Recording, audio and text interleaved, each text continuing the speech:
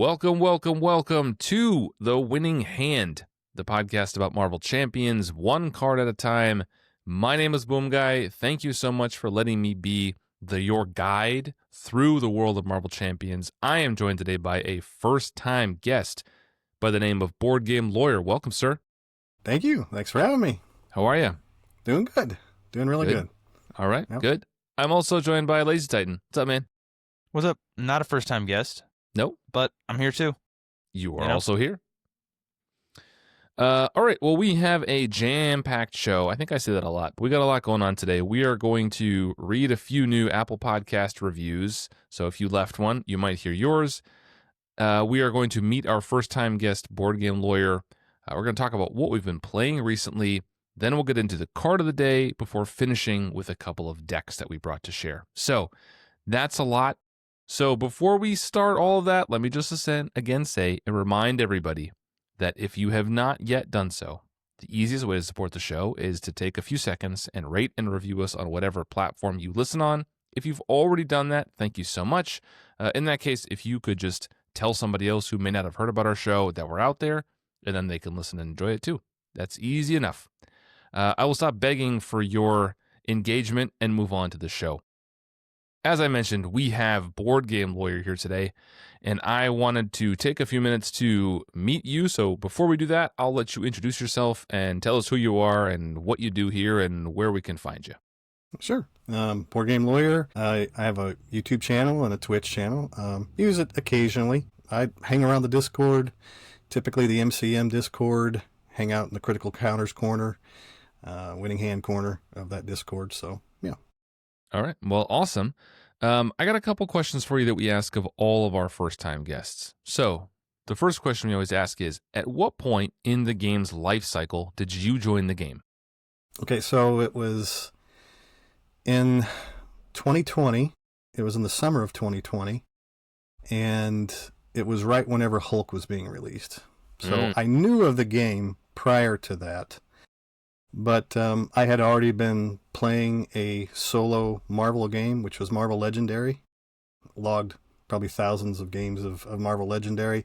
So I really didn't see a need to jump to a new game, and I was kind of mad at FFG anyway because they had murdered my favorite game at the time, which was Star Wars Destiny. And so I kind of held off for a minute, but then whenever I saw that Hulk was coming into the game, I thought, I'll jump in. I bought the core box, bought a couple scenario packs, and bought Hulk and a Hulk mat all at the same time. So that was right during the pandemic. I was looking for something to do, and that's how I got started. All right. And you've been in ever since, no breaks, just kind of buying content as we go? No breaks at all, yeah. In fact, I kind of scrapped Legendary. I haven't played it since. And, enjoying it, making content. I didn't make content immediately, but there was a challenge on the MCM podcast. And I thought, you know what, I'll just record it for funsies and post it and see what happens. And I'd always kind of wanted to do that. And so I posted it out there. And, of course, I made all kinds of mistakes. And people pointed it out, which I was grateful for. And so I'm just a casual player that just likes to have fun with it. Awesome. Well, I'm so glad that you are here with us today. Let me ask you this. What is your favorite hero to play in Marvel Champions? The flavor of the month is going to be Winter Soldier. Winter Soldier. Yep, enjoying playing some Winter Soldier. Yep. Okay. Last month it would have been Spider-Man. It kind of jumps, obviously. Okay. You kind of burn through playing different heroes every month. So yeah. So that's what I'm liking right now. Okay. What's your favorite scenario to play? Favorite scenario is probably Venom. And the reason why I say that is I'm a solo player primarily. And so Venom allows me to kind of have a turn to kind of build up, it seems like. So if I'm testing a new deck, it's a little bit of a break there at the beginning. Plus, I like the way the bell tower works. And it's pretty neat scenario. So I like to play against Venom. Okay, good stuff. And what is your most common or favorite player count? Sounds like solo. Well, it used to be. And it was for actually a couple of years until friend got me involved. Steve from Critical Encounters. We started playing online. And so I started enjoying a 2-count. And then last year about this time, I had some friends visiting.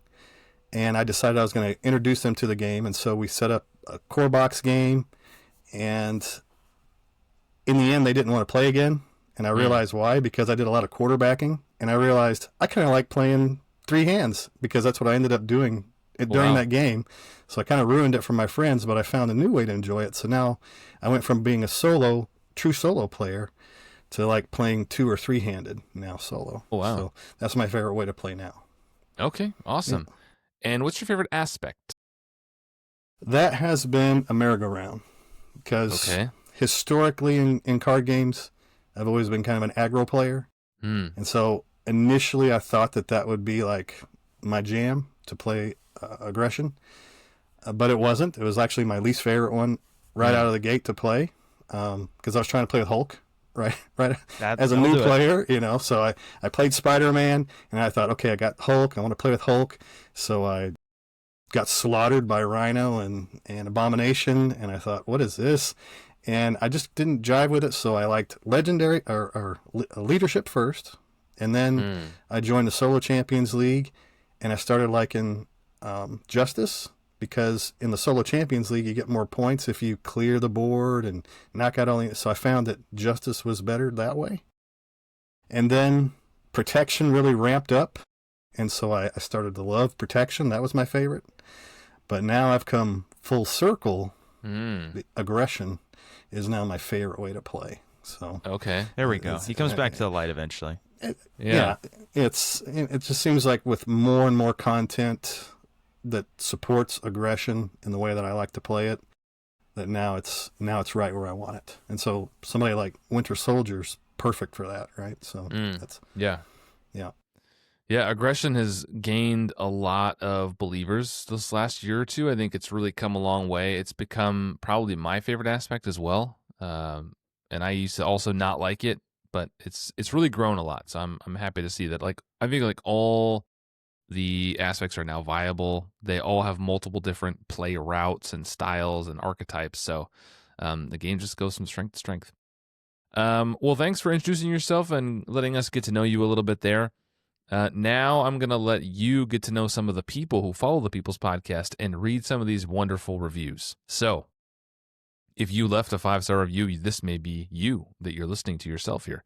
All right, the first one we have is titled The People's Podcast, 5 stars by Sir Galagank. It says, man, this game is great. Thanks for making content for it and taking the game to new levels. The community as a whole appreciates your cog in this great machine. Thank you, sir.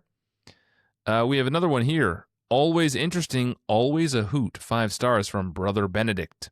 He says, the right mix of thoughtful insight and good-natured irony, Winning Hand has emerged as the most reliably interesting and enjoyable way to appreciate this game and its sometimes bizarre source material. As a kid who grew up on X-Men, but is an outsider to most of the current tabletop gaming culture, this podcast really helps me feel connected to the friendly community that's formed around this incredible game. Thank you, sir, or ma'am, person. Last one, it says, always great content, and you already know it, 5 stars. From _homie_. Love your sense of humor. I feel more informed and inspired after every episode. Thanks for your time and work. Thanks to all of you for the time and work you put in, those long 30 seconds in leaving those reviews. I appreciate it. It does a lot to grow the show. All right. Now let's go to what we've been playing recently. I love this part. I'm going to let you go first, Board Game Lawyer, because you are the guest here. Why don't you tell us what you have been playing recently?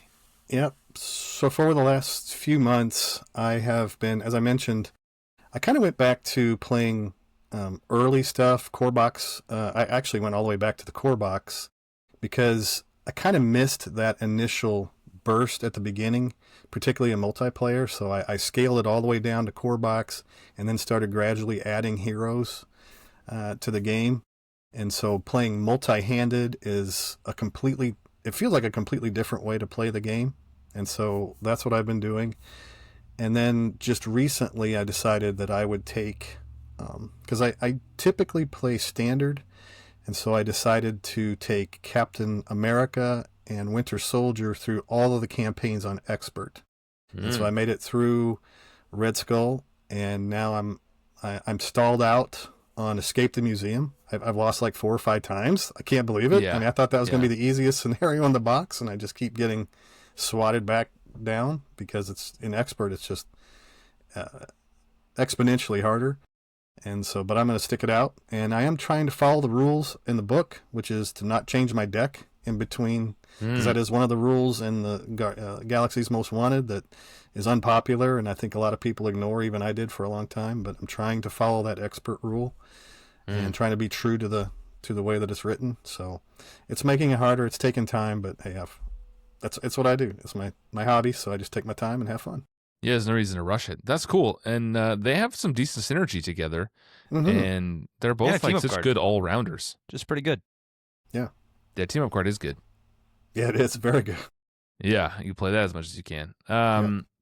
Okay, I'll let you go last, LazyTitan. I'm going to tell you what I've been playing recently. I've been doing a lot of Rogue recently. I quite enjoy Rogue. I've always enjoyed Rogue. I always feel like Rogue is just one piece away for me. Just like she's almost there and could be a favorite, but just never quite graduates into that upper tier of my favorite heroes.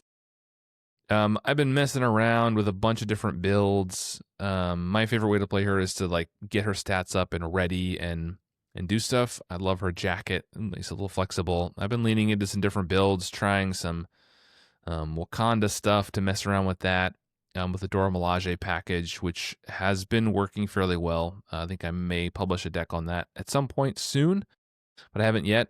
And I've been playing a bunch of Jubilee, who is one of my very, very favorite heroes. Been testing some decks with her. Big Jubilee fan. Yeah, she just really shines in multiplayer, I feel like, but she works solo as well.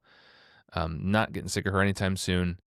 And I've been playing a lot of her in Justice, which is not the aspect I usually play with her, but she's great in aggression, she's great in Justice, she's great in protection. I feel like she struggles a little bit in leadership. There's just not enough thwart or attack events for her to really lean into her hook, but yeah, love Jubilee. BoardGameLawyer, I gotta ask you, are you a Jubilee fan? Yes. Enjoy Jubilee. I love it. Yep. I knew I liked you. All right. Yep. All right, LazyTitan, what do you got? I have not had the opportunity to play too much recently, but I have been cooking with my dear favorite Drax, and I've been thinking of, because I've become a bit of a one-hit wonder with Drax, and I do love my protection deck, but I do want to try him out in other stuff. I think he's viable in aggression, and I think leadership and justice are playable if in weird ways, and I want to try and figure out what those are. I think leadership works. I've tried a few games of him in leadership, and I think he works just fine there. Sacrifice and stuff is super good. Sidekick is very good. Yep. Not even just for the healing when you recover, because you're trying not to do that, but even just for side by side, I think it's called. Yeah, is super nice. Yeah. So there's definitely play. Justice, I think, is the weakest link there, but it's doable. I haven't been able to make it work. I've tried doing a few Justice builds, and he just is not rewarded for thwarting in any way. Still have to lean into his attacking, and then I guess use thwart events, but I haven't been able to make Justice work. Thinking like upside the head kind of stuff, but float like a butterfly. Float like a butterfly upside the head. There's another way to stack. If you never flip down. If you never flip down, you stay confused, and then you get, if they're already confused, they're stunned, and so you can kind of stack on some defensive abilities. It's not done, but we're cooking it. I'm trying to get him in all the aspects. Pool is, I think, one of the sneaky easy ones, actually. Is there any defense events in Justice? I don't think so. No, I don't think there's a single one. I have to look. But there's like preparations, but nothing event-wise. Drax tough. He just takes full damage without. He does just take full damage. Well, you can always do allies. I try not to, even when I'm doing this kind of thing. And then, yeah, like I said, I'm trying. I'm cooking. It might be he's a weird guardian, deck, so he has access to the confused card as well. Yes, think fast. So yeah. He's got some toys. Yeah. All right. Well, I look forward to hearing more about that. I wanna hear how that goes. I would love to see some Justice Drax builds. Okay. Let's go to the card of the day. today's card is, as you already know, if you click to the title of this, it is Press the Advantage. Sure. It's a 1-cost event, Press the Advantage. It's also an attack. It is a hero action. Deal 2 damage to an enemy. If that enemy is stunned or confused, draw 1 card. You are in Wakanda now, T'Challa. Yeah. And as a mental resource, if you choose to spend it as such, this card did not come in a hero pack. This is the first time in a while we've had a card that didn't come in a hero pack. This came in the Rise of Red Skull expansion. It was part of the Spider-Woman pre-con in there. So that interesting little tidbit for you. This trivia. Yeah, like the little symbol, the little Hydra symbol at the bottom is cool. I didn't recognize it when I first looked. So, usually what we start with is the art. So I'll let you go here, Board Game Lawyer, if you wouldn't mind, for the real ones, the ones who are listening out there. Would you paint a picture in their minds of what we're looking at here? Okay. I'm trying to figure it out myself. It looks like it's clearly Black Panther is punching a rather large gorilla-looking character with fangs, and he's punching him right between the eyes, and it looks like Black Panther in his forearm has a raging case of varicose veins, and he's spreading that to his enemy, because you could see it like going into his, I'm sure it's some kind of, and maybe you guys will clear this up for me, some kind of energy blast that Black Panther's suit can cause. And it looks like this gorilla also has maybe a mountain goat buddy in the background, some kind of another horned character in the background. I was trying to find out where the art came from, because it looks like it's not commissioned art, so it must come from a comic book, but I myself could not find where that was from. Well, luckily for you, you are on the People's Podcast, and we do not skimp on the background. Here. So let me go ahead and share the original comic cover here. So this is from Black Panther Volume 6, number 15. This is the cover from 2017. And I don't usually share the full panel, and if you are a real one listening to this, I apologize. You can't see all this glory. But if you're one of the new ones on YouTube, you can see this. The part that was cut out doesn't give really the full image. So as you zoom out from what Board Game Lawyer explained, you can see that they're in like a snowy valley. There's mountains in the background. There's snow falling. And he is punching someone. It looks like a gorilla or someone with some kind of gorilla demon thing. Yeah, with teeth. It has like cheetah like tusks, or it has leopard prints and like tusks and a gorilla face with horns. It's weird looking. I don't know what it is. And in the background, it looks like there's another Wakandan, could be Shuri or someone else, who's fighting off another one of these beasts with a stick of some kind. And T'Challa's really punching this thing right in the forehead. It looks like at the bottom of the frame, there's one kind of covered up by the barcode, but just laying on the ground like it already got beat up. And T'Challa is just going full in. And I'm not sure what that energy coming out is. Maybe it's like the stored energy from his vibranium suit or something. That's usually purple. So I would assume this is something different. Else. It's a cool picture. I don't think the crop they did really does the thing justice. So I kind of wanted to show the full art here. Yeah, it's kind of like I want more though. Right? Yeah, it's cool. I need more context, and I got to read the comic. But we didn't do that much research. There's a limit to what we'll do on the People's Podcast, and reading comics is where I draw the line. But we're not nerds. Yeah, Boomguy famously doesn't read comics. So, all right. So that is the art. I do think. Well, LazyTitan, I'll let you start. What do you think about this art? I think it's awesome.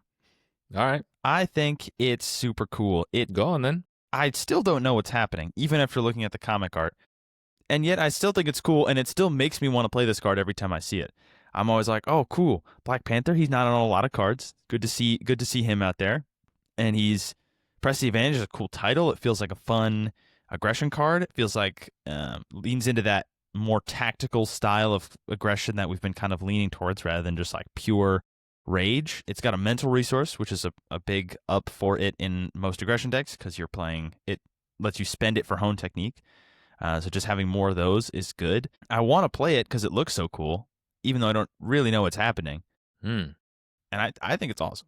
Black Board Panther Game Lawyer, fighting what do is you always think cool. about the art here? I like the gorilla goat tusked creature that he's punching. I like the look of the fist. The head looks kind of weird on Black Panther. Usually his ears are kind of up, right? This looks like he's like wet, or he's scared or mad, or I don't know. It looks like his ears are down, and his mouth looks like his mouth has taken up half of his head. If it's like a black hole for a mouth. I don't know. I think I like it all except for the face on the Black Panther. I like this art less the more I look at it. I think it's I think the crop doesn't do it any favors, but even the full image leaves me with more questions than answers. On the card itself, I think the pose is a little weird. T'Challa's in kind of an odd position. I can't quite tell what those things are that he's punching. The background is cut off. While I do love the designs on his arm, I don't really know what they are or what's happened. They're somehow like transferring to the enemy's forehead. I'm not sure what's happening, and it doesn't really like. And we'll kind of move into the thematics of it, but the theme of the card, I'm not really getting press the advantage from that image. Like press the advantage is a cool title, like you said, LT, but I'm not sure how I'm getting that from the image. You know? For sure. I will concede that. I do think well it you kind of get the idea that whatever this red thing is something that he's just discovered and he's like using it, but that isn't explained in any way, so I can't know. I'm just taking a guess. But yeah, it doesn't really feed into that idea. Yeah, I mean, you're not shy about making proclamations about something you have no idea about. So go on, For King. sure. So I'm willing to take a hard stance on this. But yeah, No information, but I just think that I wouldn't. I might get some backlash for it. not in here. You won't. This is a safe space. You go ahead and talk about everything you don't know anything about. Absolutely. I think, yeah, like thematically, I love this flavor text. This is a sweet quote, and it really fits with the title. I love what the action of the card is. I just the art just seems like a misfit for me. What do you think about the theming of this whole thing, Board Game Lawyer? Does everything come together into one kind of coherent, cohesive thing, or does it feel a little disparate for you? So, reading the text, damage. Yes, he's damaging, stunning, taking advantage of a stun or confused, I guess. I don't know. It seems almost like he's stunning or maybe confusing him as the action is taking place instead of taking advantage of that action. I don't know. The only thing I can say is maybe a full art card here might be a little bit would be helpful. very cool. I don't know. Yeah, I might help. So I think the title and the action of the card really fit together thematically, right? Like it feels like you're really kicking an enemy while they're down. It feels a lot like we talked about Think Fast a year and a half ago or something, and that felt same thing, like you're kicking the one who's down. That's what this feels like to me. Like you're really doing that, but the art just doesn't say it to me. So that feels a little disconnected. I do love the action here. So let's talk about what's happening. You're dealing 2 damage to an enemy, which is not a ton in aggression, right? 2 damage is not a lot. But could be 3 with Hone Technique. We talk about this a lot, LazyTitan. We talk about gamer greed. Gamer greed. And I love how it wants me to set up multiple things. And when I get this to hit, I feel really clever. You know, like I feel like I really threaded a needle and solved a puzzle. And you get that kicker. You get to draw a card. And drawing cards is the best thing you can do, right? It's the most fun. Always the best thing you can do. So, I don't know. What do you think about the power of this Board Game Lawyer? How strong is this card? Well, it's generally one I pass on whenever I'm doing a deck build because it is only 2 damage, and I don't want to be greedy, but it is, like I said, it's 1 cost for 2 damage. In times past, when Stunlock decks were more prevalent, and you felt like doing it because there was less steady and stalwart out there, maybe it came in Spider-Woman, so she has an ability in her deck to stun and confuse an enemy, and so it makes sense in a deck like that. And it just has to be an enemy, so it doesn't have to be the villain. So if the villain's steady or stalwart, if you have another target that you can use this on, that would feel good. And drawing a card, feeling like it replaces itself, is nice. So you think this is on the weaker side, or how would you kind of the power of this? How would you kind of feel about? Yeah, I think it's on the weaker side because there's less options than you would think to be able to pull it off, in my opinion. With such a large card pool, there's I think a lot of it depends on whether or not you're playing solo or multiplayer. Because if you've got other players at the table who are building around stunning and confusing, well, now you have much more of an opportunity to actually take advantage of the second part of the card, which is the reason why you're playing it, right? You're trying to get that extra card draw, So in solo, probably less powerful. In a multiplayer setting, more powerful, more useful. Yeah, I mean, I'm not playing this card without the kicker, right? Like, if there's no stun or confused enemy, I'm just spending this as a resource, unless I literally have no other options. I am a big fan of this card, so I don't want to bury the lead here. LazyTitan, let me ask you, before I kind of give it all away here, what do you think about the power of this card? I have not tried it in a while, but this is a card that I have been trying to play consistently since it came out because it looks cool. I like the art. I like the idea. It's cheap. It draws a card. It feels like it does what I want it to, but it is very hard to keep consistent because stunning goes away really fast and confusing is hard to come by in aggression. And it often gets cut. It's usually like my 45th card that just doesn't make it into the list, and I like it. I want to try and figure it out more. 2 damage is a little underwhelming, but if you think of it as 1 cost draw card and 2 damage is the kicker, it's a little bit better, I guess. I don't know. I want it to be good. I want to play it. Yeah, I think it really has, like, it fits in that cheap event archetype, right? Like, if aggression has a whole bunch of these events that deal 2 damage and a thing, right? There's the one that does 2 damage, and if you kill an enemy, deal 2 damage to another enemy. There's the one that deals 2 damage. If you kill it, you heal yourself a little bit. And there's this one where you deal 2 damage, you draw a card if it's under confused. So it fits that archetype. It fits, what's that aggression upgrade where when you play an attack card, you get +1 attack for the phase. You know what I'm talking about? Nobody? Yes. Oh, yeah. Flow like water. No, not flow like water. Not flow like water. It's like it has miles on the art. Miles on it. Yeah, when you play an attack event, you get +1 for the phase. That is that fits in this. It's a resource card, right? No, it's an upgrade. I can't think of the name. Oh man, why am I blanking? We're blanking, but there's that card that it can play into. But what I really love is when you can get this going in multiplayer, and BoardGameLawyer kind of touched on that, but there's so many ways to stun and confuse in other aspects. So playing this alongside a Justice deck that's going to bring, and a Guardian who's going to be able to confuse with that card. I'm blanking on the names today. The card that won. Think Fast. Think Fast. Thank you. Like no, Gamora, that's the one that deals damage. Gamora. Think Fast is the confused one.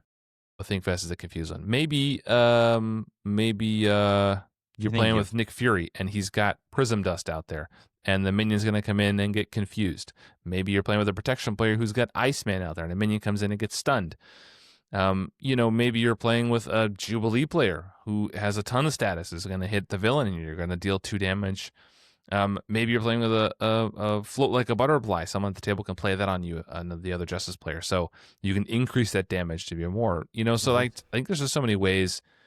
With like a float like a butterfly, you spend aggressive energy on this, then you're dealing 4 damage and drawing a card. Like, there's a lot of ways I feel like to make this better, and those are the cards that I really like. They're the cards that require a little bit of build around, that require that a little bit of action, and really flourish in multiplayer. I think this is just like a sleeper hit. It's not a super powerful card, but it's just really fun to. So, Boomguy, is it a card that you would build around, or is it one that you would just add to a deck that's already trying to do something like this?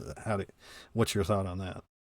This is not like an archetype defining card for me. I wouldn't build an entire deck around this. But if I'm playing an aggression deck and I've already got other ways to stun or confuse in there, whether it's with a minion, with a Mockingbird, or with an ally rather, or whether it's with Dropkick or the other ways that we have to stun and confuse, you could do that. Otherwise, it's a card that you can sideboard. If you're playing aggression and you go into a meetup and there might be some confuse at the table, boom, now you got a little extra damage and some card draw. Okay. I just think that kicker of drawing a card, there's not a lot of those, for like doing something to draw Especially a card. on aspect cards. Yeah. So we talked about Dropkick a few months ago. That's another one I quite like that. I think that's a fun kicker to try to get. So I just think this card's really fun. It's not super powerful. It's gonna break your games open, and I think people look at the 2 damage and think, But if you have some stun or confuse anyway, why not bring it and draw more cards? How fun is this card though? Like, I think it's fun, but what about you guys? I like it a lot when you can do that kind of low to the ground multiple attacks. Someone like Gamora, or even you could throw it in Drax, although I maybe wouldn't because he doesn't stun very much. Someone who likes lots of cheap, quick events. Nova, even. Stuff like that where you want to be doing a lot of things. I think this is perfect for. And it feels good to any card in a deck like that can draw you a card is huge. Like, you always want to be drawing extra cards in decks that want to be playing all kinds of cards so you can keep doing it. And I think this card feels good there and is fun. But it's also because you have to set up with a kicker that is usually tied to an expensive effect. You can't usually stun or confuse for 1 or 2 cost. So you have to balance that. So it's a cheap card because it has an expensive tax in that you have to stun them. Yeah, I mean, I think I've played this in Jubilee aggression decks where like Jubilee has a ton of status that she can dish out. So that's easy enough to hit that. And then you can draw a card, and she has so many resources that often you can play that card, even if it's the last card you draw. Just to cut back for a second, Fluid Motion is the card I was trying to reference. That's the one. I knew it was something with water. That's why I said flow like water. Fluid Motion. And then, you can couple this with things like Warrior Skill and Test the Defense and Aggressive Energy and ways to boost it. And I think those are fun. Test the Defense doesn't boost this card, but it's a cheap attack event to trigger Test the Defense that then does 5 damage. So, I don't know. I think this is one of those. I do like those like you. But I like those low to the ground, cheap aggression decks that just like hit little things. And Nova's a good example. It's the power fantasy that Gamora wants to get, but I feel like I can never get Gamora to click. But it's what I want Gamora to be. It's a coin flip, I think. I think if the conditions are right and you have somebody stunned or confused, or you have a affordable way to do that, then this feels good. If you draw 2 of these in your hand and you don't have any way to stun or confuse, that's kind of a feel bad, right? So, like For I sure. said, so positive, negative, depending upon the circumstance. Yeah. I mean, I'm not an efficiency math player. I'm very much a vibes player. And so drawing a card is pure vibes. So anytime you can get a way to draw more cards, that's just vibes. So this does feel good, but I agree with you. You can draw them sometimes. And then it's like, you might stun or confuse someone. And then like you draw this and you're like, okay, let's go. And then maybe they pull an unexpected advance, which pops your confuse right before your turn. And you're like, oh man, I was about to, hit 2 of these. That's happened to me before too. So that does feel bad. I agree with you. LT, were you going to say something? No, I think I've said all I can on this. It's good. I want it to be better. If it did 3 damage, this card would be awesome. You think just that Now, one extra? Yeah. Yep. There is a way to do that, but it then requires even more setup.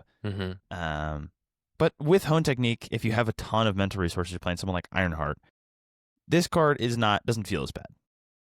I mean, but I think it's just a lot of extra setup. Hone Technique, Aggressive Energy, Warrior Skill. Like, there's a lot of ways to make this do more damage as a way to increase that. But then again, you're paying then it's not a cheap attack event because you're paying to set all that up. So then it's not a low to the ground cheap attack event. Then it's your build around card, and it's not good enough to do that. Well, so you kind of get into the thing of you have to either build around it, which it's maybe not good enough for, or you have to just kind of run it, and then you're just gambling. No, I disagree there, because in the scenario we just laid out, I think Hone Technique is your build around card, and this is one you're just adding in, right? Or Warrior Skill is your build around card, and you're playing a bunch of cheap events or events that do AoE or something like that. Or Fluid Motion is your build around card, and you're building cheap events.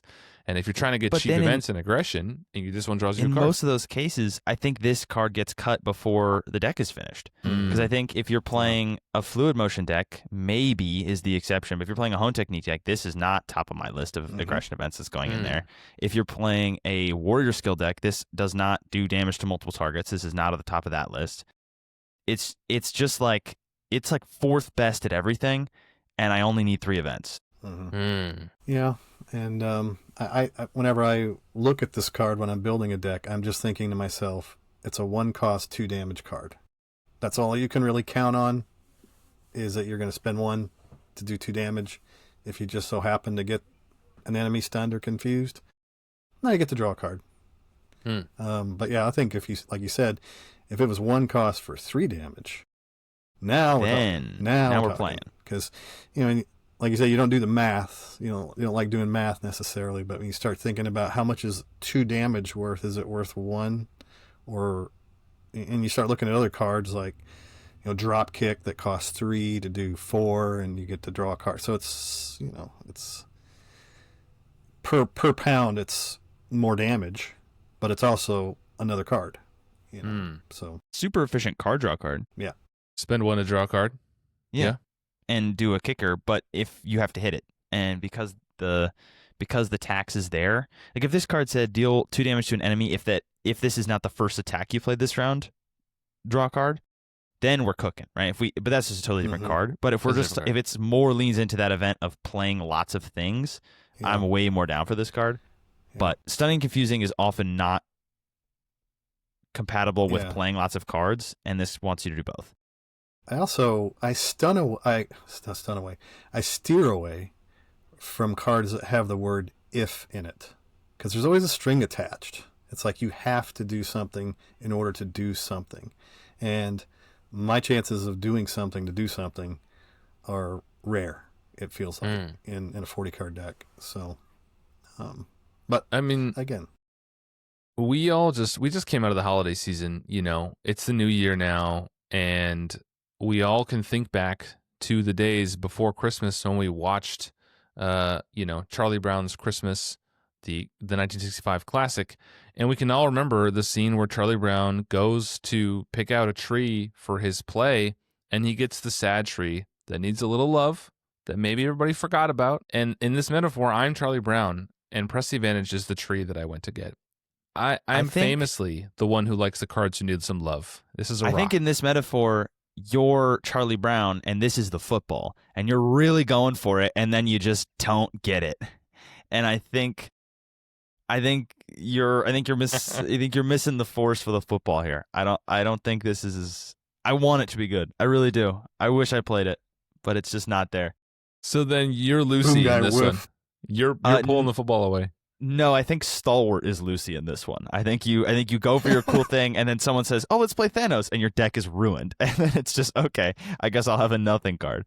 You say that, but the last time I played this at a meetup, I played a Jubilee deck with this in it, and I was like, "Man, we're gonna stun, we're gonna hit all that," and we played Enchantress, and like I got her confused. I was all good to go. No one was down. I drew 2 of these in one hand, and I was like, "Oh man, finally I'm popping off and draw a bunch of cards."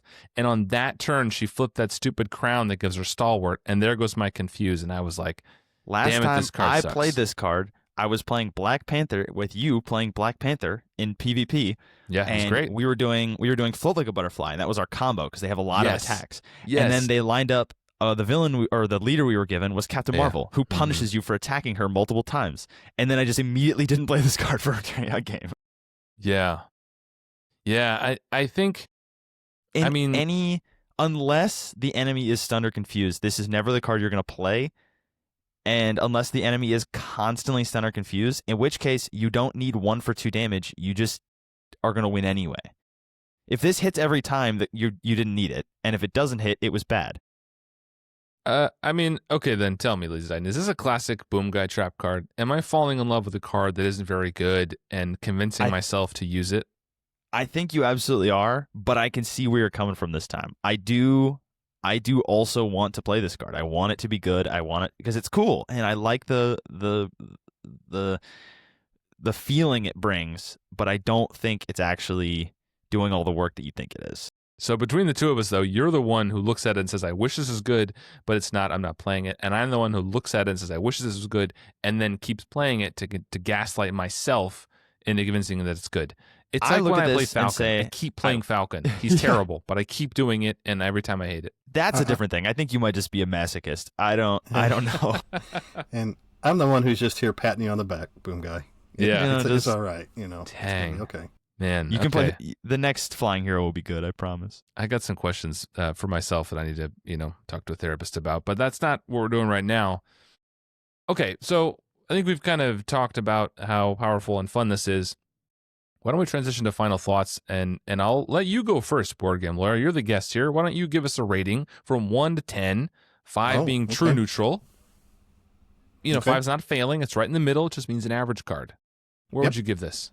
That's where I'm going to put it. Like I said earlier, it feels like a coin flip. So that's 50-50. So I'm going to go true neutral on this card.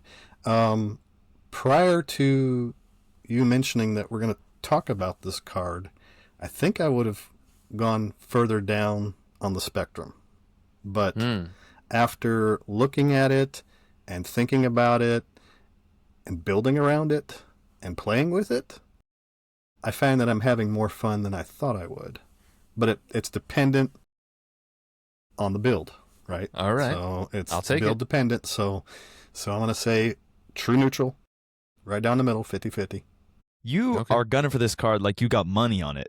This is not your card. This is just a card in the game. I know. LT, you go next. I'm going to go last. What's your final thoughts on this card? I will give this card a 6. Because I think it's not terrible. It's definitely not bad. And if you played it, you wouldn't it's not an auto lose. It's not unplayable. It does damage. It's 1 cost, which is cheap. It does damage, more than 1 for 1, which is, that's good. And it draws you a card if you hit a kicker. It does good things. It doesn't do them particularly efficiently, and it doesn't do them guaranteed, but it has the baseline of every card in Marvel Champions can be a resource. If this is in my home technique deck, it's a mental resource. So it's honestly more useful as that, but it is useful. And I love the art on it. I love the flavor text. I want to play it. I want to love it. I want to run it in decks. And I think now I have a mission to build a deck where I like this card. I love it. But I don't think it's actually that good. And I think I may be delusional. What if it had no flavor text? If it had no flavor text, this is a 2. Easy. Okay. Oh boy, that's a rough review. I feel like most of that was you just patronizing me, LazyTitan. Yeah, no, I just the flavor text is good, and T'Challa doesn't show up on a lot of cards. He doesn't get a lot of flavor text. He doesn't get a lot of art. He's pretty quiet. Mm-hmm. He doesn't even get a lot of art in his own hero kit. Fair. I think this is the first time in a while I can feel myself actively rooting for a card, hoping you guys give it a good score. I'm not sure what draws me to this. I don't know why you're betting on this horse, but it's for some reason you got money on this thing, and I like it. I like these cards. He's pressing. I'm pressing the advantage here. I like this card. I think, look, it's not the most powerful card. I know that. The card draw is cool. I think a lot of it comes from the fun for me. I do like the theming of it. I like the theme that you get an enemy on their back foot and you press your advantage. I think that's cool. And that theming to me doesn't mean that this card is dealing the most damage. It means that when you're down, I'm going to hit you to gain an advantage, which is a draw card. So I think the theming there works really well for me. This is the trip shot before you hit the haymaker. Yeah, I love it. You're down, you're a little confused. I'm going to get a quick shot in and get an advantage. You draw a card. So I love that. I love the theming. The art isn't ideal for me, but I'm willing to overlook that. Fantastic flavor text. And it's just fun. When you hit it, it's just got like that nice high of like, bang, got it, draw a card. That just feels really good. Anytime you can get something to draw a card. It is a little unreliable, and it only does 2 damage. There's ways to boost it, but with a low cost, and it's limited. I think I'm going to give this card a 7 because I do like the theme and the fun of it. So it's above average for me. It's a card that I do include fairly often. It's of the 3 I mentioned, those 1-cost attack events, 1x1 and Press the Advantage and whatever the other one is. Precision Strike. Precision Strike. This is the one I play the most, to be honest. I don't play the one that heals you very much. I don't play the one that deals damage one after another. Because I find, like you guys said, the 2 damage just like isn't enough for me to include it, right? 2 damage and maybe I heal, like it's just not enough for me. Here it feels like enough because drawing a card is better than those other 2 outcomes for me. Like better than dealing 2 more damage to a different enemy. I'd rather just draw a card. For sure. And it doesn't feel limited to a minion, which the other ones like have to do with killing it. So I don't know. I have a soft spot for this card. I still include it. It's been one of my favorite aggression cards this year. I've played a lot of it. I do enjoy it quite a bit. And maybe I'm overlooking all the times that it missed. But yeah, I enjoy this card. I think it's fun, and the theme is great for me. So we kind of, I think it's great. I think it's guaranteed to hit next time. It's been on a losing streak, but it's going to hit next time. It's just the odds. It has to hit next time. I'm due. Go ahead, BGL. What are you going to say? And I think, you do. I think the game is better with this card in it. Like, there's a place for it. Some cards you're just like, I don't see any place for it. This one, there is a place for it. And so I think that without it, you wouldn't have that low cost 2 damage dealing card. Is there any other cards that deal 2 damage for 1 in aggression? I can't think of any off the top of my head, but yeah, there's 1x1. 1x1 and is that okay. Precision Strike. Yeah, just those 2. Okay. You guys mentioned that. Okay. Sorry. No, you're good. There's a lot of cards to remember. Right. No, I think I agree with you. Yeah, I think there's a place for weird cards like this that have like a little niche. I think it's much better. Sorry, go ahead. For me, there is, because, I like to build around something that I don't play a lot. That's I don't build uber powerful decks. I build decks just to try to test myself. Can I do something with the card pool that's clever and fun, and I've pulled it off, and maybe I lost the game, but I still got the combo in. That's how I play, so I'm good. It's a classic Johnny player right there. Man after my own heart. I think this card is a lot more forgivable as like just a piece of the card pool now that we have more cards. When this card was one of 75 cards or whatever that we had at the time of Red Skull, it was like, I just wish this was a little more. But now that we have so many cards, there's so many aggression cards, we can't even remember them all. Can't even name Fluid Motion anymore. Like, we have enough. The card pool has been built at this point that this card is a good inclusion, and I'm glad that it's here. Early on, I maybe wish I had something else for my, I don't know, Quicksilver deck in Wave 2, but I like that it is here, and I like what it tells us, and I wish we did more of this. I wish there were more things. I honestly just wish there were more kickers. I think there are more kickers in the game is fun. I think that's what makes cards fun to build around, is hitting those. That's the takeaway. I wish we saw episode. more cheap events like this. Kickers are great. All right, let's talk about the 2 decks that we brought today. And as the guest, Board Game Lawyer, I always ask the guest, do you want to share your deck first or second? I'll let you go first, Boomguy. Ooh, let me go first. So I will embarrass myself with the first one. Let me stop sharing the card of the day, and I will share the deck. And okay, here is the card of the deck that I'm talking about. It's called Death Tech, and this is a aggression Black Panther Shuri deck. I feel like, Black Panther is a hero I quite enjoy, but also thematically, it's a good fit for this card. So I'll kind of go through the cards here, and then we'll talk about it. I included Angela, Moon Girl, Psylocke, and Throg. 3 copies of Press the Advantage, 3 copies of Spoiling for a Fight, and 3 copies of Surprise Move. I have the 3 basic doubles, Energy, Genius, Strength. 2 copies of Air Cover, 1 copy of Hall of Heroes, and then a copy of Blood Rage, a copy of Combat Training, 2 hand cannons, Ingenuity, 1 copy of Marked, and 2 copies of Suppressing Fire. So the idea here is fairly simple, right? We're going to get minions into play, and we're going to use, by using Spoiling for a Fight and Angela, and then I'm going to try to get as many basic activations as I can using Surprise Move and Spoiling for a Fight to kill those minions. Suppressing Fire and Marked will come out with air cover when the minions come into play, and Hall of Heroes just adds to her just stupid amount of card draw in Alter Ego. Hand cannon is easy to get in, so we can overkill onto the villain. But press the advantage here because Shuri has a lot of access to status. So like basically on demand with her Black Panther upgrades. Her Kimoyo beads can be discarded to confuse an enemy essentially anytime you use a basic ability. Pretty on demand. And Spider Bites you can discard to deal 1 damage everything and then stun all the enemies. So you can basically set this up to stun and confuse on demand, and her Alter Ego ability can fetch it anytime you need to. Being able to what I was trying to do here is being able to control the status and have it exactly when I need it. So when I have Press the Advantage in play, I can draw a card. So this just means if I draw into it, I can use my basic activation, trigger one of my Black Panther upgrades to guarantee the status in there, and then I can hit to draw more cards. And then everything else is kind of built around card draw. Psylocke is the other way to get status into play here. Throg is just an MVP in every deck he goes in. And then everything else is just drawing cards. Moon Girl's drawing cards, Hell of Heroes drawing cards. Blood Rage is a sneaky upgrade that I really like in aggression.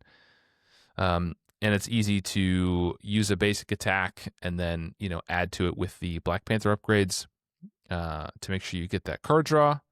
And then it's got a couple of upgrades to go onto minions. Marked for some overkill, Suppressing Fire to get a little bit of healing in there. And Surprise Move, another card I have kind of a weakness for. I quite enjoy this. If you can get an upgrade attached pretty easily, you can get +2. And most importantly for Shuri, it gets you a ready. So she's able to ready and then activate her Black Panther upgrades with more basic activations. So okay, like it. That's my deck. Questions, comments, concerns? I like it. I do. I think it's fun. I've only played Shuri in her pre-con so far. So I don't have a lot of experience playing with Shuri. So I missed out on the fact that she has ways to take advantage of stunning and confusing. Very easy access to it on demand. She doesn't do it all the time, but she can do it whenever you want to. Yeah, she's got these Black Panther upgrades very similar to her brother that she can put into play. And when she uses a basic activation, she gets a special.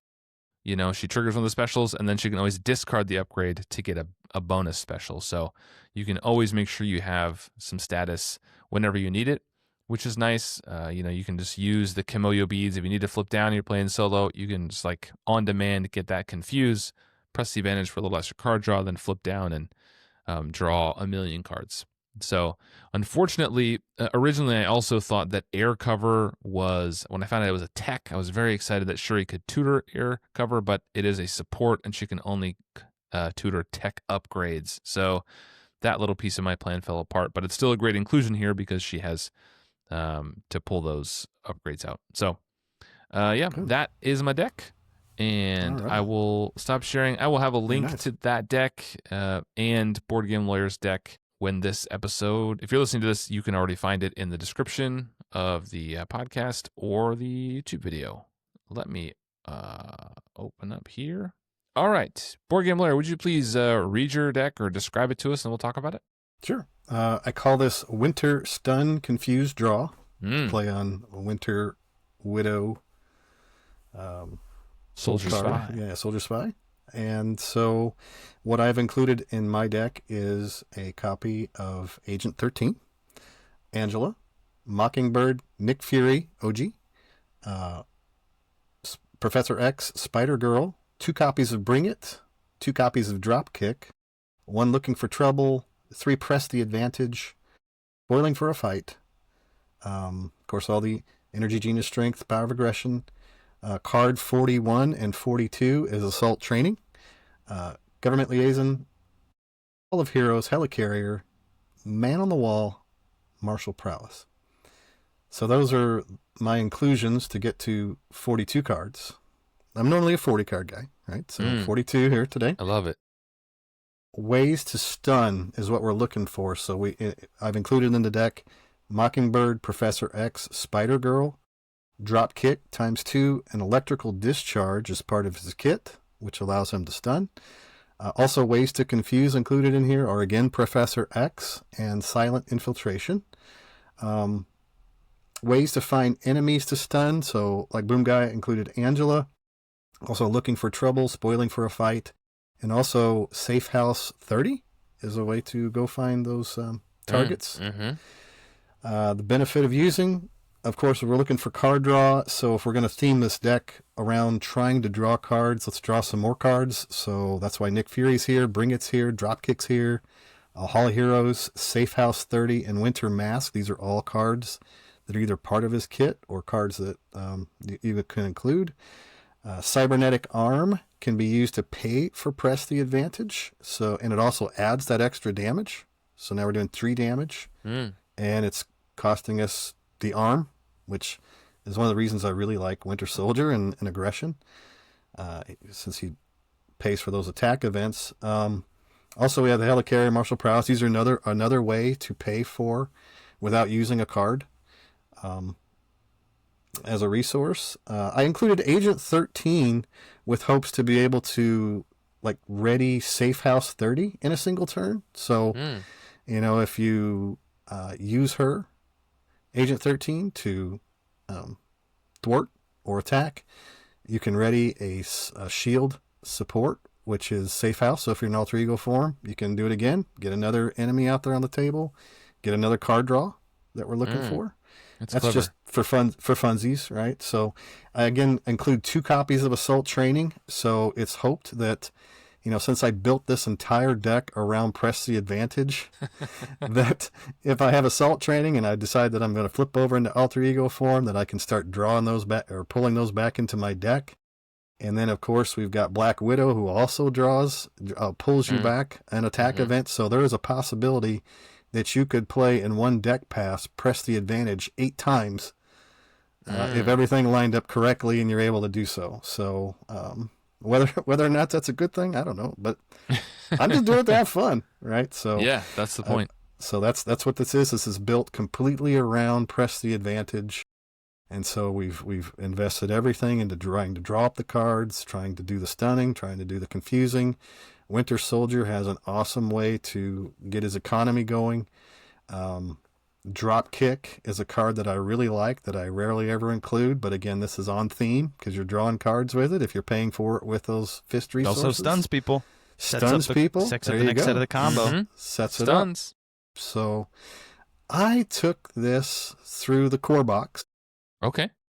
And had no problem at all whatsoever because, it took care of Rhino. And I build it according to the recommended modulars. So, of course, Rhino. But, Rhino can rush you if you're playing around trying to build up a board state. So I took down Rhino, took down Claw pretty quickly, and annihilated Ultron. I imagine Ultron is a Bucky player's dream. Blew up Ultron with this deck. So it was a lot of fun. I had a tremendous amount of fun playing this deck against the core box. So I'm going to try to get some other stuff. And I'm glad that I looked at this card differently for that reason. So it did what its purpose was, right? Talking about it, looking at it. That's awesome. I mean, Yeah. I hope that, people are inspired when they listen to, we talk about some cards that are a little off the wall, a little weird, maybe that, some sleeper hits. And I hope people are inspired to try them out and build decks. And I think it's always fun to force myself each episode now to build a deck around the card and try to make it work. And, I do test these decks and I make sure they're actually functional decks. They're not thought experiments.